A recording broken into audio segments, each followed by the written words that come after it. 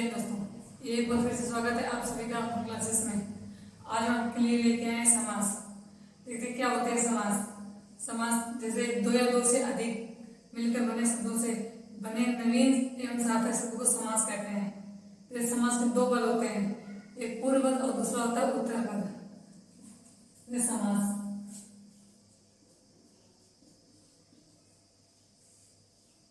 समास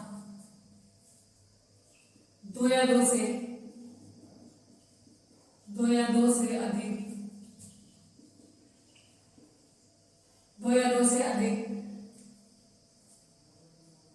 दो या दो से मिलकर बने शब्द, मिलकर बने नवीन या सार्थक शब्द, नवीन या सार्थक शब्द को समास कहते हैं। शब्द को समास कहते हैं। समास कहते हैं दो या दो से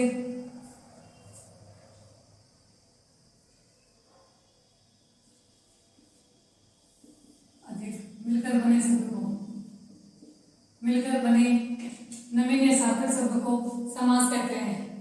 तो समास के दो पद होते हैं। समास के दो पद होते हैं, दो पद होते हैं। पहला होता है पूर्व पद, दूसरा होता है हमारा उत्तर पद, और समास के 5 भेद होते हैं। अब देखते हैं दूसरा पॉइंट हमारा समास के भेद।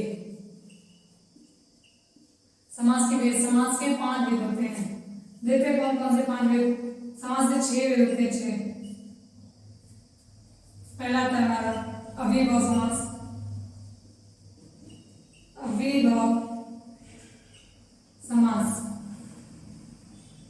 दूसरा आता है हमारा द्विगु समास,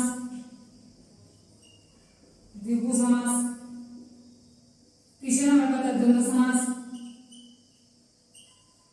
समास, चौथा नंबर आता है कर्मधारय समास,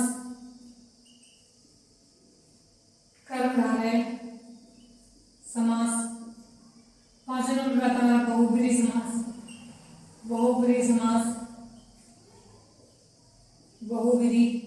समास, और लास्ट आता है हमारा तत्पुरुष समास। मतलब दो या दो से अधिक मिलकर बने नवीन या सार्थक शब्द को समास कहते हैं। समास के अगर पूछेगा समास के भेद, तो समास के 2 वर्ग होते हैं, पूर्व पद और उत्तर पद। अब बात आती है समास के भेद की, तो समास के 6 होते हैं। अव्ययीभाव समास, द्विगु समास, द्वंद्व समास, कर्मधारय समास, बहुब्रीहि और तत्पुरुष समास।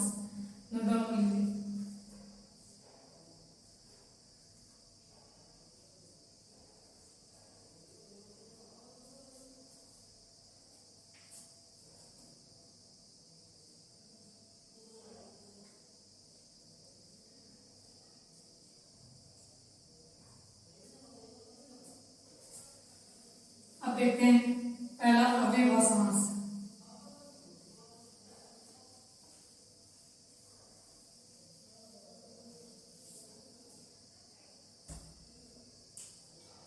पहला नंबर पे आता हमारा अव्ययीभाव समास,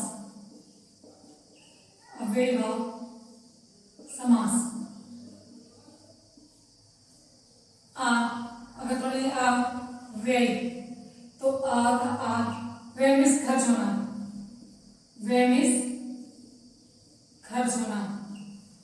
खर्च होना या पाया जाना, ये तो हमारा अव्ययीभाव का अर्थ। इसमें पहला पॉइंट हमारा आता है अव्ययीभाव में, पहला पॉइंट हमारा आता है उपसर्ग प्लस निपात प्लस अव्यय बराबर खर्च। मतलब ये अव्ययीभाव समास में जो पहला पद होगा वो या तो उपसर्ग हो, या तो निपात होगा, या तो अव्यय होगा। देखते हैं उपसर्ग में आएगा प्रति,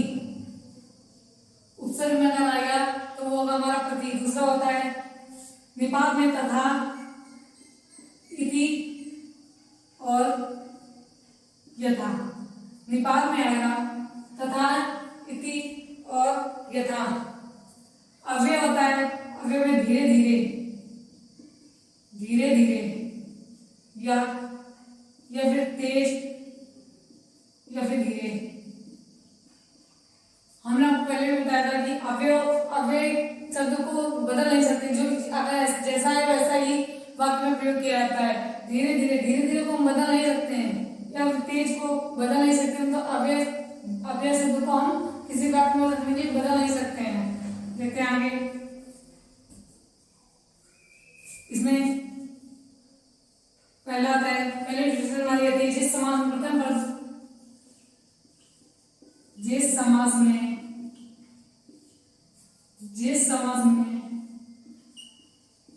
प्रथम पद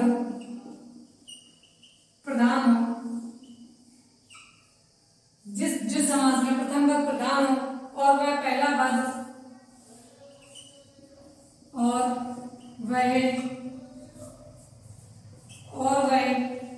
जिस समास में प्रथम पद प्रधान हो और वह पहला पद हमेशा उपसर्ग में, वह पहला पद हमेशा उपसर्ग निपात अव्यय, जिस समास का प्रथम पद प्रधान हो वह पहला पद हमेशा उपसर्ग निपात अव्यय में कोई एक हो, अव्यय में कोई एक हो। जैसा कि होता है उपसर्ग निपात प्लस अव्यय मतलब कि जिस समास में प्रथम पद प्रधान होगा वह पद अव्यय उपसर्ग और निपात में से कोई एक होगा, वह हमारा अव्ययभाव समास आता है। इसी में डेफिनेशन देखते हैं। दूसरा है जहां अव्ययभाव समास की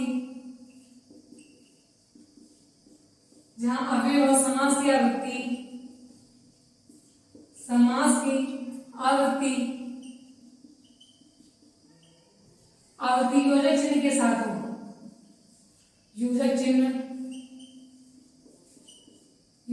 के साथ हो,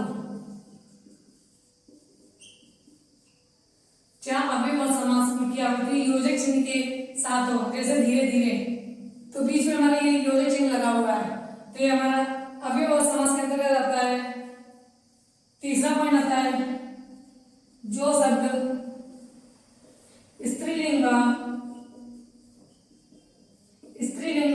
पुल्लिंग ना होकर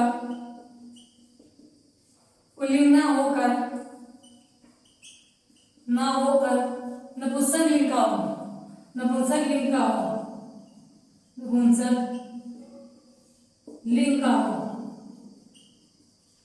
मतलब जो पहला पद होगा वो स्त्रीलिंग व पुल्लिंग ना होकर नपुंसक लिंग का होगा। दूसरा है जहां शब्द की पुनरावृत्ति बिना योजक चिन्ह के हो, बिना योजक चिन्ह के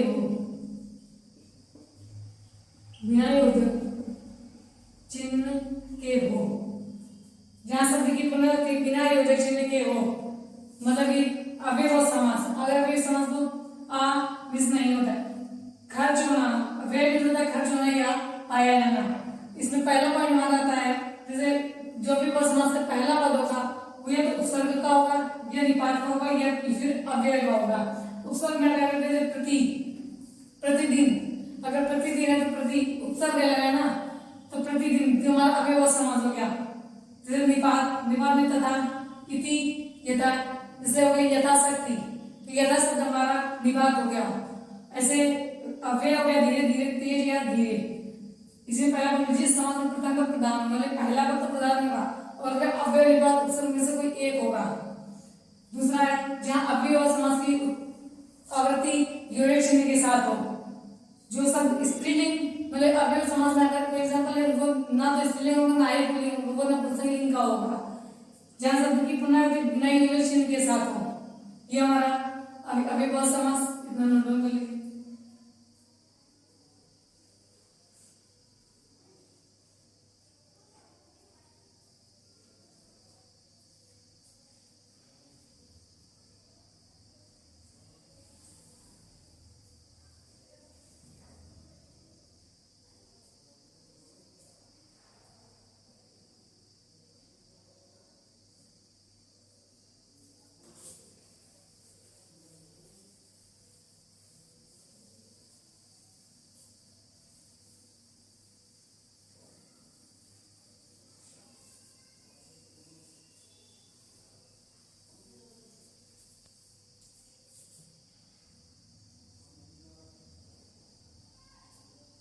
देखते हैं उपसर्ग से बने शब्द। उदाहरण देखते हैं, उदाहरण देखते हैं हम लोग उपसर्ग से बने शब्द। तो उपसर्ग पहला पॉइंट हमारा आएगा उपसर्ग शब्द और अव्ययभाव समास। अव्ययभाव समास, उपसर्ग शब्द और अव्ययभाव समास। उपसर्ग में जैसे आ शब्द हो गया हमारा जन्म, तो अव्ययभाव समास क्या बनेगा? आ जन्म, आ जन्म। दूसरा हो गया हमारा जैसे पहला तो आ प्लस जन्म तो हो गया पूरा आ जन्म। जैसे प्रति, उपसर्ग में आएगा प्रति, शब्द हो गया वर्ष, तो अव्ययभाव प्रतिवर्ष, प्रतिवर्ष। दूसरा है परि प्लस आवरण, तो अव्ययभाव समास में पर्यावरण, पर्यावरण।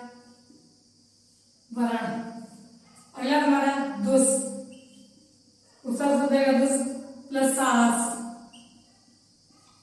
तो हमारा अव्ययभाव समास दुस्साहस, दुस्साहस, दुस्साहस। अगला हमारा सम, उपसर्ग है सम और शब्द में आएगा विधान, तो हमारा अव्ययभाव समास में संविधान, संविधान, संविधान। यह हो गया हमारे उपसर्ग से बने अव्ययभाव समास के उदाहरण। दूसरा पॉइंट में आता है हमारा निपात। यहाँ आएगा निपात से, तो निपात शब्द और अव्ययभाव समास, अव्ययभाव समास। निपात में देखते क्या होता है, जैसे यथा, निपात शब्दों के हमारे यथा, शब्द में आएगा शक्ति, तो हमारा अव्ययभाव समास बनेगा यथाशक्ति, यथाशक्ति। अगला था तथा प्लस सामर्थ्य, तथा सामर्थ्य। अगला बनेगा हमारा तथा सामर्थ्य, तथा सामर्थ्य।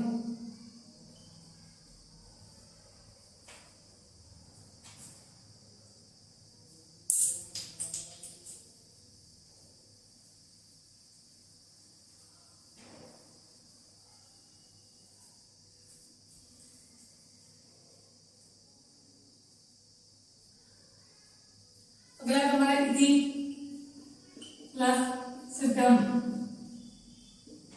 तो इति सिद्धम, इति सिद्धम। दूसरा हमारा निपात में आएगा भर प्लस पेट, तो गया भरपेट, भरपेट। अगला हमारा भर प्लस सक, तो अगला बनेगा भरसक। भर प्लस सक भरसक, और लास्ट हमारा भर प्लस पूर, तो गया भरपूर।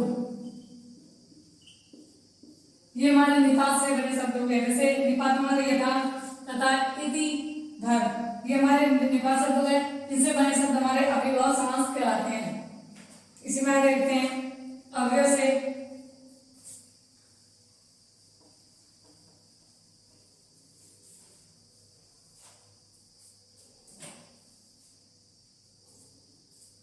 अव्यय,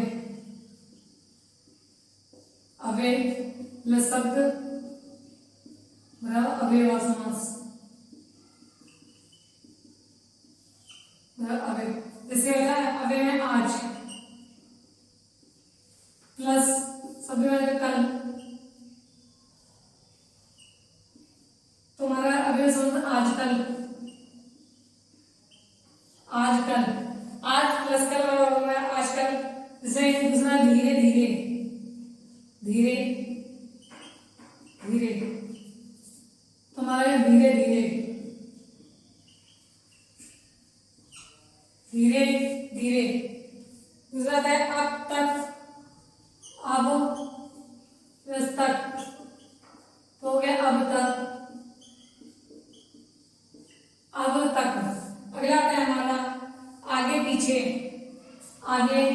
आगे हमारा हो गया अव्यय शब्द हो गया हमारा पीछे, तो हो गया आगे पीछे, आगे पीछे। ये हमारा हो गया उपसर्ग निपात और अव्यय से बने अव्ययभाव समास के शब्द।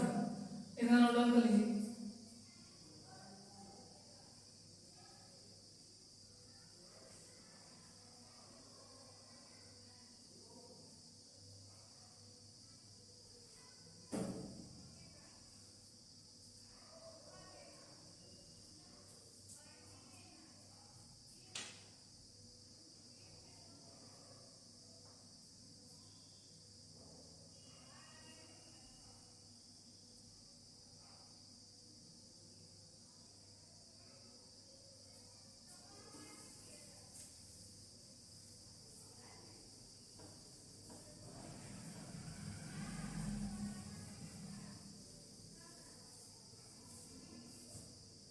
अगला है हमारा अव्ययभाव समास। अव्ययभाव समास और द्वंद्व समास। द्वंद्व समास जैसे अव्ययभाव समास में आ गया हमारा रातों रात, रातों रात। तो द्वंद्व समास में क्या है? रात और रात, मतलब रात रात। अव्ययभाव समास दिनों दिन, दिनों दिन। तो द्वंद्व समास में एक बार दिन दिन, दिन और दिन। जैसे अगला था बातों बात, बातों बात। तो बात बात, हाथों हाथ, हाथों हाथ, हाथ और हाथ, हाथों हाथ, हाथ और हाथ हो गया हमारा। ये मध्यम समास, ये जो हमारे बने शब्द है ये हमारे विकारी शब्द हैं, ये हमारे विकारी शब्द हैं, विकारी शब्द हैं। ये हो गया हमारा पूरा अव्ययभाव समास। अगला बढ़ते हम लोग द्वंद्व समास। देखते क्या होता है द्वंद्व समास।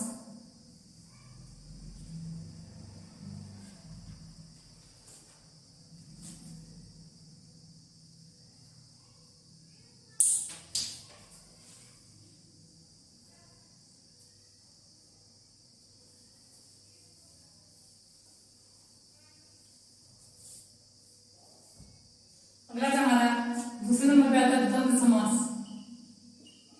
द्वंद्व समास, द्वंद्व समास हम बात करते हैं द्वंद्व समास। द्वंद्व समास में दोनों पद प्रधान होते हैं। इसमें पहला पद होता है दोनों पद, दोनों पद प्रधान होते हैं, प्रधान होते हैं। दोनों पद प्रधान होते हैं जहां अगला पद आता है जहां दो शब्दों के बीच, जहां दो शब्दों के बीच, दो शब्दों के बीच प्रतियोगिता, प्रतियोगिता, प्रतिस्पर्धा, प्रतिस्पर्धा, प्रतियोगिता हो, प्रतिस्पर्धा हो और प्रतिद्वंदता हो, प्रतिद्वंदता हो। अब जैसे देखते हैं प्रतियोगिता में, तो प्रतियोगिता में क्या होता है? प्रतियोगिता की बात करते हैं तो जैसे राम और रावण, कृष्ण और कंस, कृष्ण और कंस, ये हमारे प्रतियोगिता में हो गए। कृष्ण और कंस, राम और रावण। बात करते हैं प्रतिस्पर्धा की, तो जैसे प्रतिस्पर्धा में भाजपा और कांग्रेस, और प्रतिद्वंदता में जैसे ले लेते हैं अपने सीएम योगी आदित्यनाथ और अखिलेश। जैसे इन दोनों लोगों की प्रतिद्वंदता, प्रतिस्पर्धा में जैसे एक दूसरी पार्टी भाजपा और कांग्रेस, प्रतियोगिता राम और रावण, कृष्ण और कंस। इसे अगला पढ़ देखते हैं। दूसरा है सभी। विलोम शब्द युग में, विलोम शब्द युग्म में द्वंद्व समास होता है। द्वंद्व समास होता है। द्वंद्व समास होता है। सभी विलोम शब्द युग्म में द्वंद्व समास होता है। जैसे पहला आता है हमारा एग्जाम्पल सुख दुख, दूसरा जय पराजय, तीसरे में आशा निराशा, आशा निराशा। दूसरा अगला है लाभ लाभ और हानि। मतलब जहां विलोम शब्द युग्म होगा तो वहां हमारा द्वंद्व समास आएगा। इतना नोट कर लीजिए।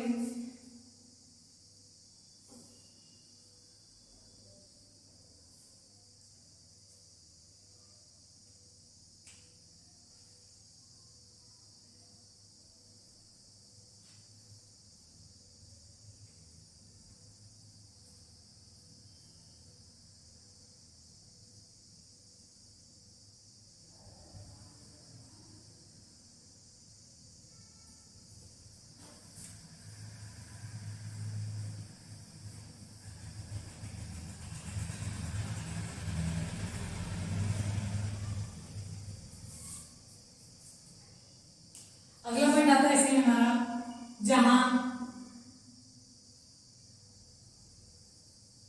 जहां विकारी शब्दों के बीच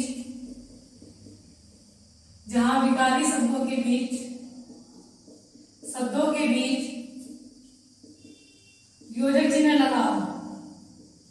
योजक चिन्ह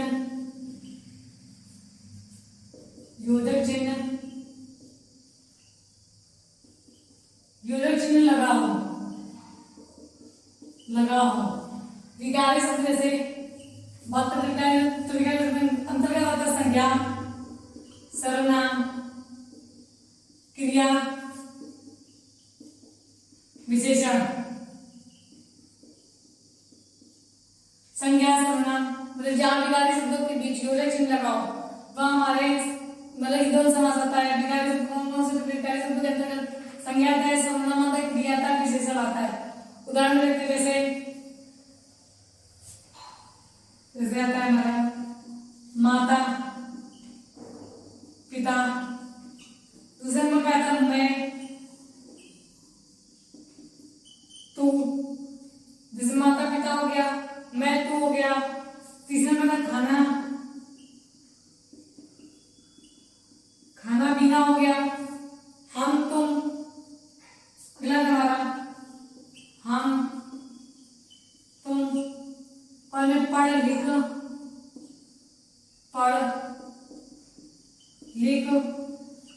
हम तुम पढ़ लिख। छोटा बड़ा छोटा बड़ा।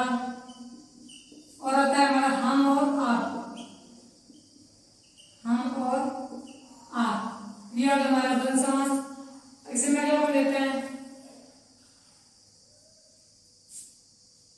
जहां विकारी शब्दों की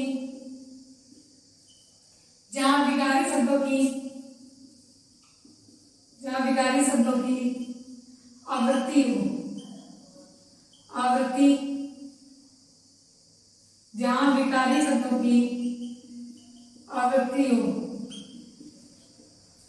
शब्दों की आवृत्ति हो। जैसे उदाहरण देते हैं जैसे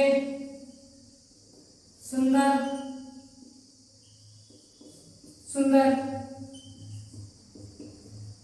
दूसरा प्यारा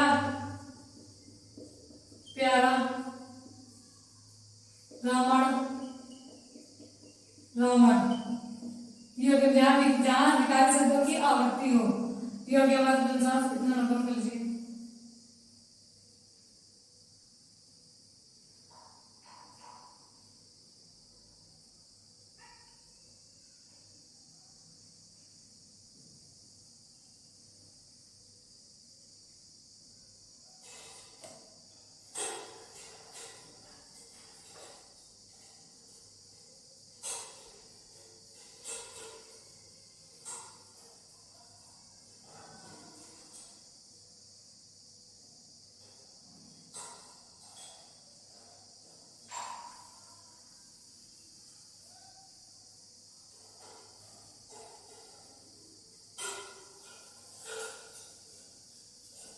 इसी में क्या पढ़ना था हमारा, जहां शब्द की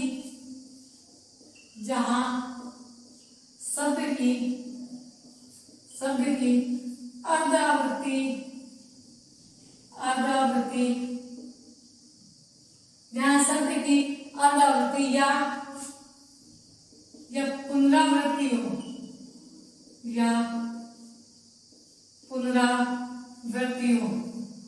जहां शब्द की अर्धावृत्ति व पुनरावृत्ति हो, जैसे देखते हम लोग, जैसे चाय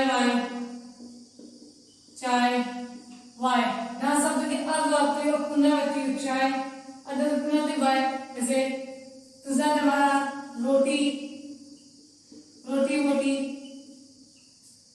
गाजर साजर।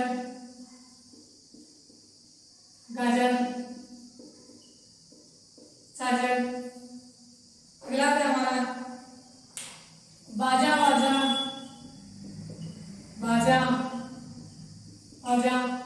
पानी वाली, ये हमारे यहाँ शब्द की अर्धावृत्ति या पुनरावृत्ति हो। इसमें अपना नोट लगाते हैं, लोग नोट लगाएंगे। देखते हैं जैसे कि 1 से 10 तक की सभी संख्याओं, 1 से 10 तक की सभी 1 से 10 तक की सभी संख्याओं को 1 से 10 तक सभी संख्या तथा 20, 30, 40, 50, 1 से 10 तक की सभी संख्या 10, 20, 30, 40, 50 पूर्व संख्याओं को छोड़कर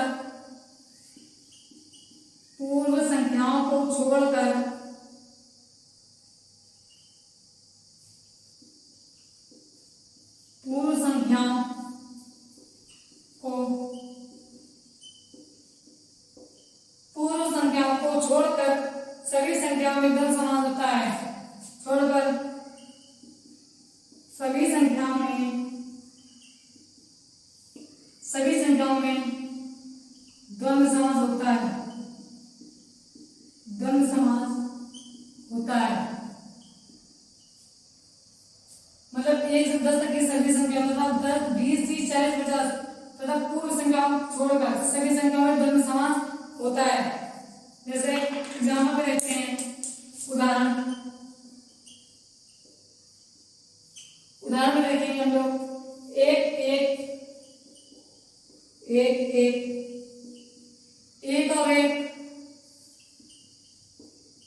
1 और 1 10, 20 1 और 1 10, 20 20, 30 ये हो गया हमारा द्वंद्व समास। ये हो गया हमारा पूरा आज द्वंद्व समास। जैसे बताया 1 से 10 तक की सभी संख्याओं 20, 30, 40, 50 पूर्व संख्याओं सभी संख्याएं द्वंद्व समास होती हैं। एग्जाम्पल में जैसे 1 और 1 10, 20, 20, 30 से लगाने तो हमारा द्वंद्व समास होता है। थैंक यू दोस्तों, आज आप क्लास यहीं समाप्त होती है। कल हम आपको द्विगु समास पढ़ाएंगे।